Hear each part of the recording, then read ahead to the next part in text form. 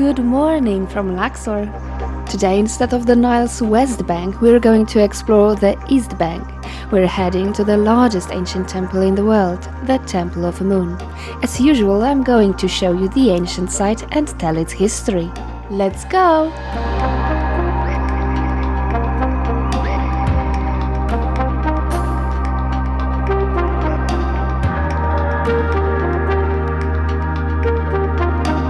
The Karnak Temple Complex was under continuous development and modifications between the Middle Kingdom and the Ptolemaic period, so we're talking about the time span of almost 1500 years and more than 18 Egyptian dynasties. At its peak, during the New Kingdom, it was the largest and most important religious place in the whole empire.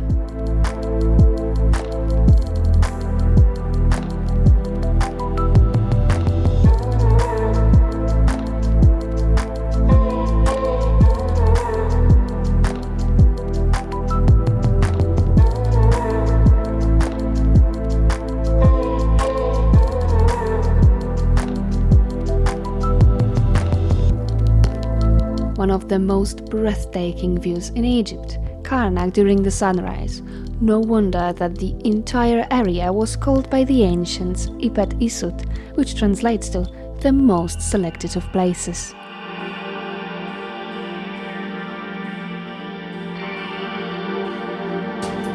We're passing what once was a dock connecting the sacred sites to the Nile River, and we're stepping into a processional path leading to the Great Forecourt. The alley is flanked by ram-headed sphinxes.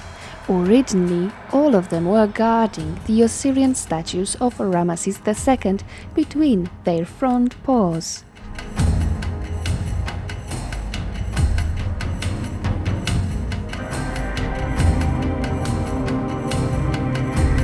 We already know that Ramesses the Great loved building projects. We saw his temple on Kalabsha Island and in Abu Simbel, links in the description. Here at Karnak, he either commissioned or continued work on the before-mentioned dock, the Hypostyle Hall and the second pylon.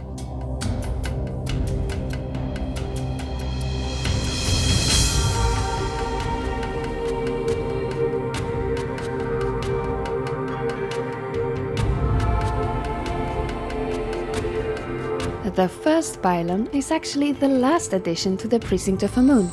Built only during the 30th dynasty in the 4th century BC, the monumental entrance is undecorated and unfinished. Mud brick ramps can still be seen today on its eastern side. Its construction, along with the new enclosure wall, was commissioned by Nectanebo I. Both towers are 113 meters wide and 15 meters thick. The height of the north tower reaches almost 22 meters and the south one almost 32 meters. If the towers had been finished, they would have probably reached a height of 38 to 40 meters. The largest precinct of the complex is dedicated to the god Amun, the hidden one, mysterious deity which dominated ancient Egyptian religion.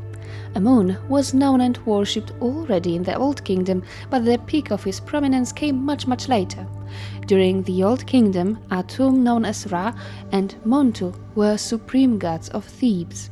Amun was at first only a local deity, one of the 8 primordial gods that were associated with elements of creations such as sky, water, or darkness. Amun represented obscurity. He was the hidden one. A 19th dynasty structure raised by Sety II. It's about 7 meters high and made of quartzite and sandstone blocks.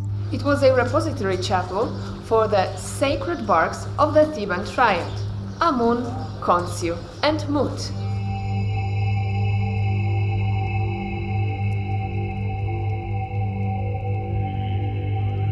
Most western chapel was dedicated to Amun's wife, the middle central one to Amun, and the right one to their son. Chapels served as resting shrines during the processions with sacred barks.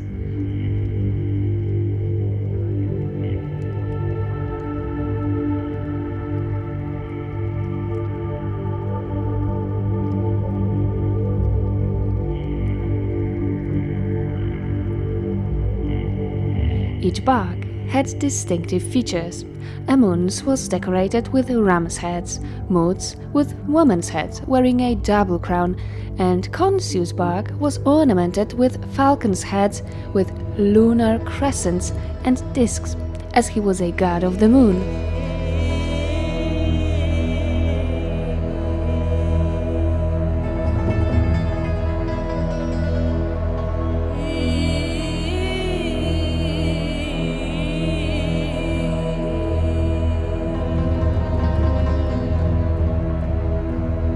These ram-headed sphinxes were part of the entrance alley, but under the 22nd dynasty the first courtyard was enlarged. Thus the passage was shortened and sphinxes moved here.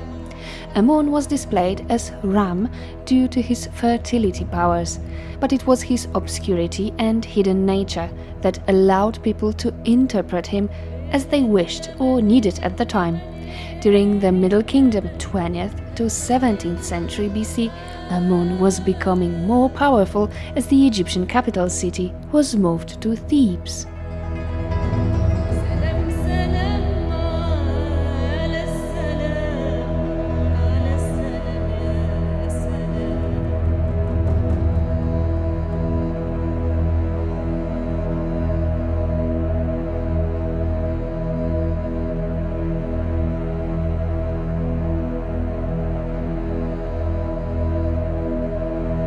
This is the second shrine for the sacred barks in the first courtyard, even though it looks rather like a small temple.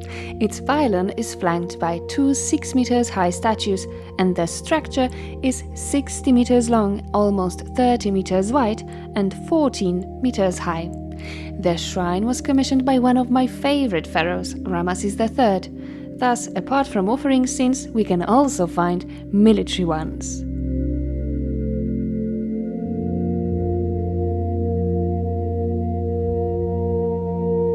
It consists of an open courtyard with 16 Osirian statues of the pharaoh, a small vestibule, a Hypostyle Hall, and instead of a sanctuary, typical for this layout, there are 3 chapels for the sacred barks of Amun, Mut, and Khonsu.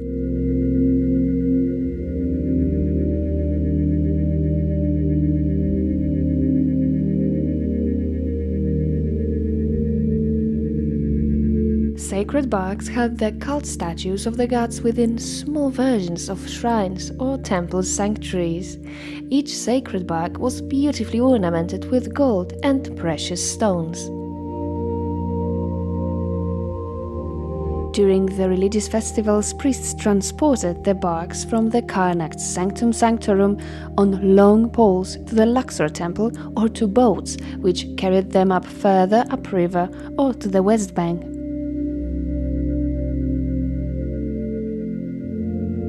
After the Middle Kingdom, Lower Egypt came under the rule of Hyksos. Therefore, Thebes lost its importance for about 200 years. Circa 1550 BC, the first pharaoh of the New Kingdom, Ahmose I, expelled Hyksos, attributed the victory to Amun, and linked him to the sun god Ra. Amun became Amun-Ra, king of the gods. Since then, he was a supreme ruler, representing every aspect of creation. According to one of the Egyptian hymns, he was believed to be Lord of Truth, Father of the gods, Maker of men, Creator of all animals, Lord of things that are, Creator of the stuff of life.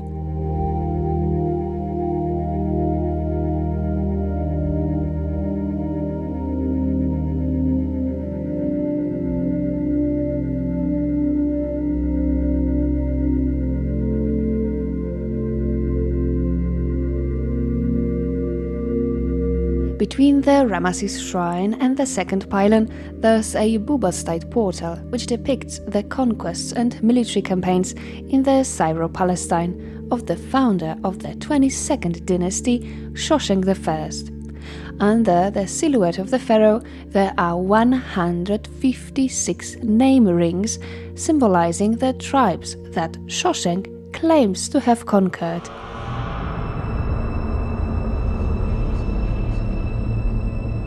Just next to the portal we can admire military scenes with Ramesses the Great on the outer wall of the Hypostyle Hall.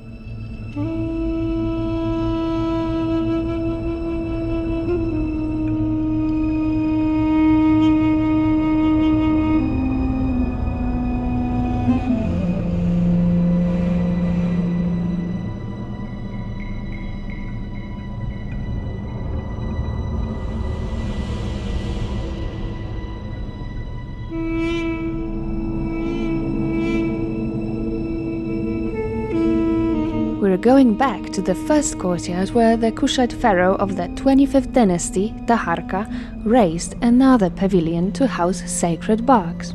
Originally a 21 meters high structure featuring 10 papyrus columns, and a screen wall was covered with a wooden roof. But unfortunately, only one column has survived to our times.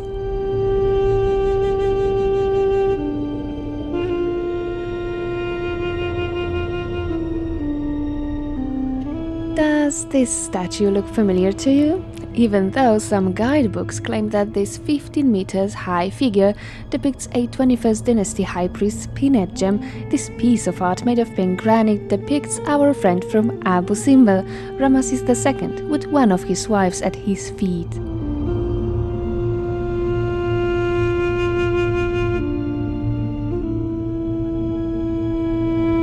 Grand colossal forest of 134 sandstone columns.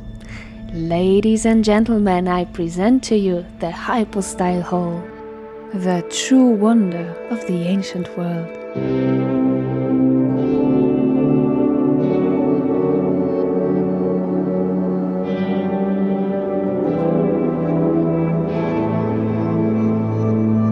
The Hypostyle Hall was commissioned by the pharaoh of the 19th dynasty Sety I and was finished by his son Ramesses the Great.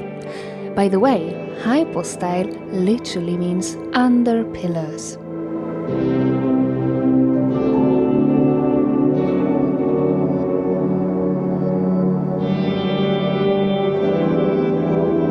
And oh boy, this structure is enormous. It covers an area of more than 4,000 square meters, enclosed by massive walls that after more than 3,000 years remain mainly intact. 122 closed-butt papyrus form columns, 61 located on each side of the hall, measure 15 meters in height, and 12 opened papyrus columns flanking the main aisle reach more than 20 meters in height. It's believed that the huge top of each great column could support 100 men. The Great Hypostyle Hall is the most richly decorated throughout all of Egypt. Thousands of square meters are covered with hundreds of carvings and paintings displaying historical and religious scenes accompanied by the hieroglyphs. Just for example, the first rows of columns have been entirely ornamented by Ramesses the Great. Each displays dozens of his cartouches and 2 offering scenes, one facing west and one east.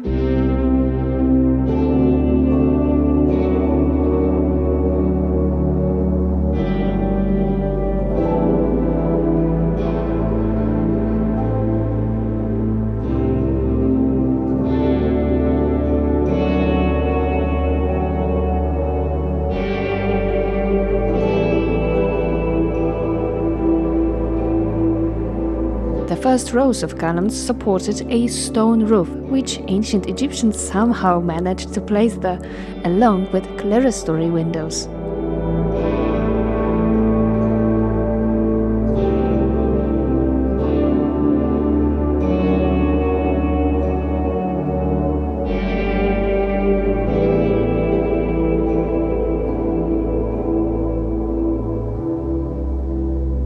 During the New Kingdom, Amun-Ra was called by his worshippers Ashareno, which translates to Amun, rich in names. His universality is wonderfully depicted by the Egyptologist Geraldine Pinch.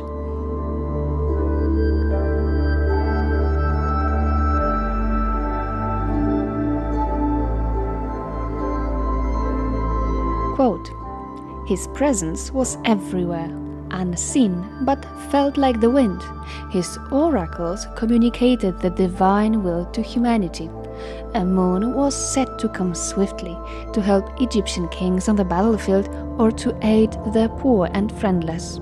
When he was manifested in his cult statues, Amun periodically visited the necropolis of Thebes to unite with its goddess, Hathor, and bring new life to the dead." Unquote.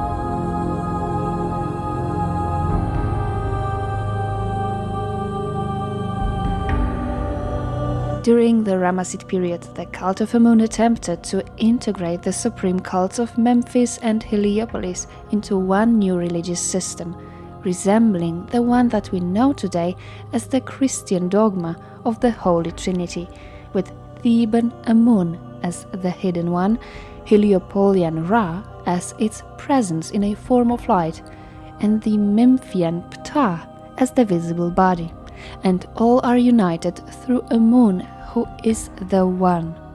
The transformation of ancient Egyptian religion to monotheism couldn't be more visible.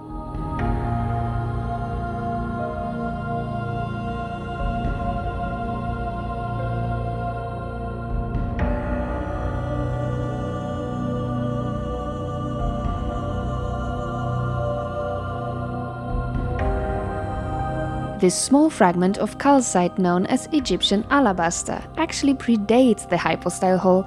It was a small king's station erected by Ramesses I.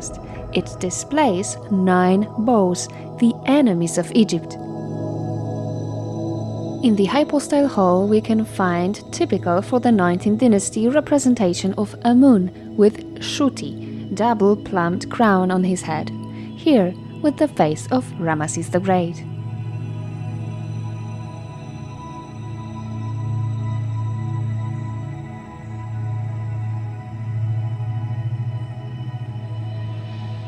Passing through the third pylon, enclosing the Hypostyle Hall, we find ourselves in a narrow and long north-south passageway, which during the rule of Thuthmose II was known as the Festival Court. It marks the intersection of the west-east axis with the north-south processional path.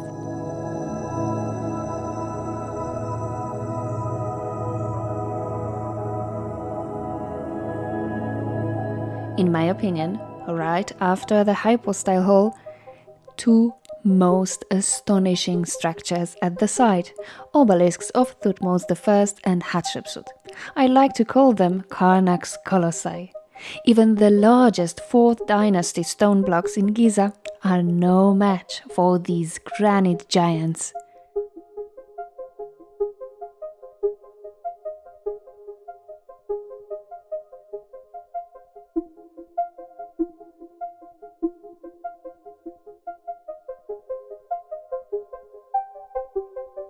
Originally, Thutmose erected 4 obelisks, but only one remains.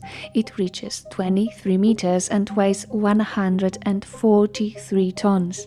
Hatshepsut, however, went a step further and built her obelisks almost 30 meters high. It's estimated that the one remaining might weigh even 320 tons. According to inscriptions, she commissioned her obelisks to the glory of her father Amun.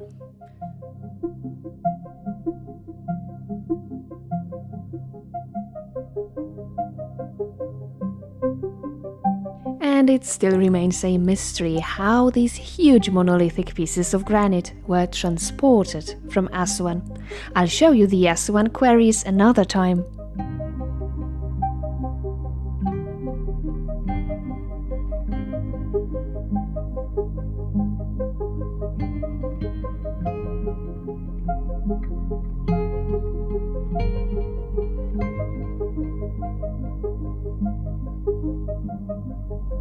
The Vajat Hall, still featuring many Osirian statues of Thuthmose I, is located between the 4th and 5th pylon. Before the 19th dynasty, the coronation rituals as well as Hatshepsut festival took place in this rectangular courtyard.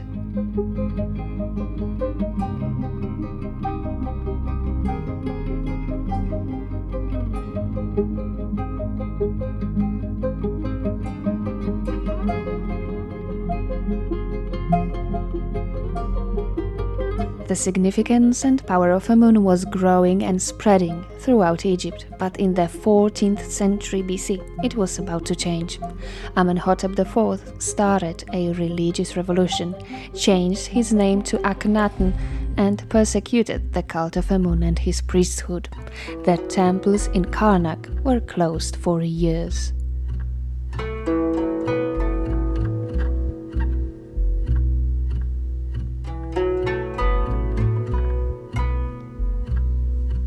But luckily for Amun, the son of Akhenaten reinstated the old religion, changed his name from Tutankhamun to Tutankhamun, and moved the capital back to Thebes. After years of persecutions and robberies, the Great Temple of Amun-Ra, along with other places of rituals, was reopened. Here is a quartzite statue of Amun with Tutankhamun's face.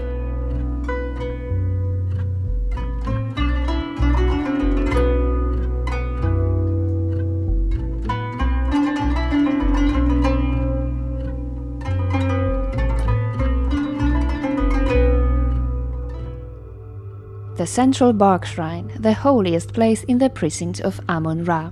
Due to inscriptions found, we know that this is the Ptolemaic copy of a shrine built by Thuthmose III. Made of huge red granite blocks, it features a painted ceiling with white, red and blue stars.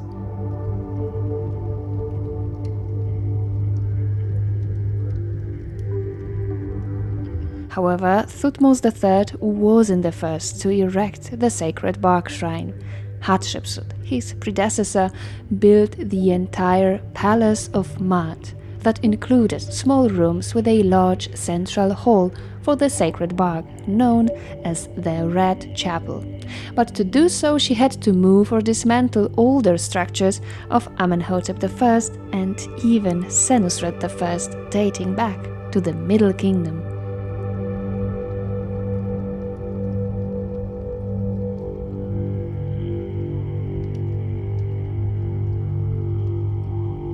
The cult of Amun-Ra appeared to be omnipresent. According to Egyptologist Richard Wilkinson, the worship of Amun also extended to the non-formal veneration of popular religion.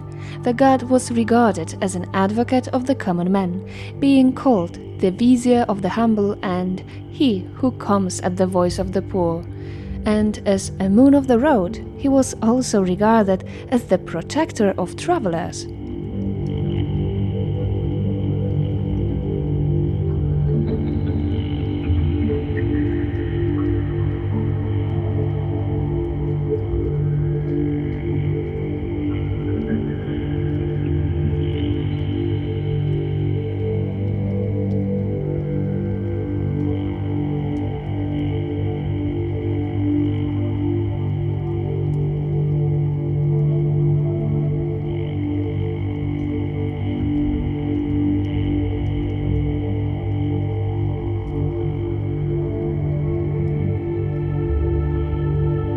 We're now in one of Ma'at's palace rooms. Even today we can see that the walls were once vividly painted. The entire palace measured approximately 20 by 40 meters.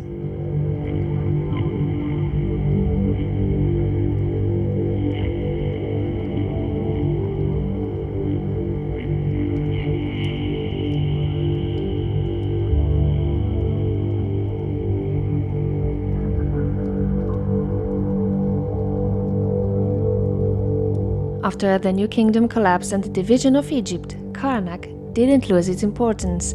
Quite contrary, according to Egyptologist Eric Hornung. In practice, the Thebaid was a military dictatorship, ruled by the high priest, but in theory it was a theocracy in which the all-powerful divine ruler Amun guided all that happened, down to the solving of crimes and the appointment of officials through his oracular decisions.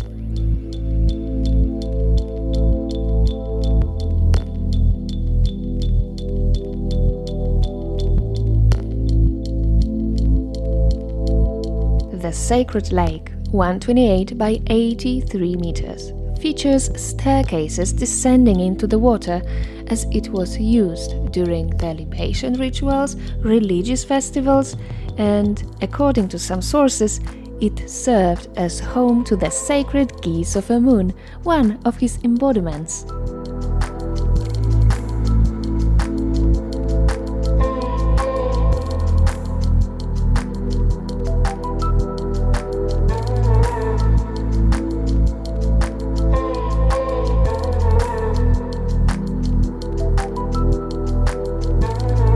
It doesn't matter when you reach Capri, the sacred scarab of Amenhotep III. You'll always see this peculiar parade of tourists. Going around the statue 3 times brings good luck, 7 times marriage, and 9 times pregnancy. Or so the tour guides say.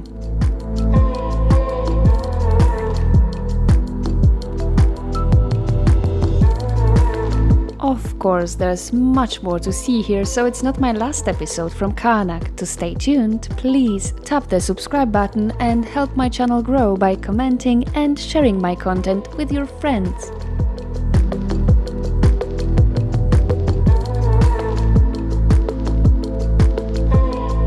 And see you on another ancient site.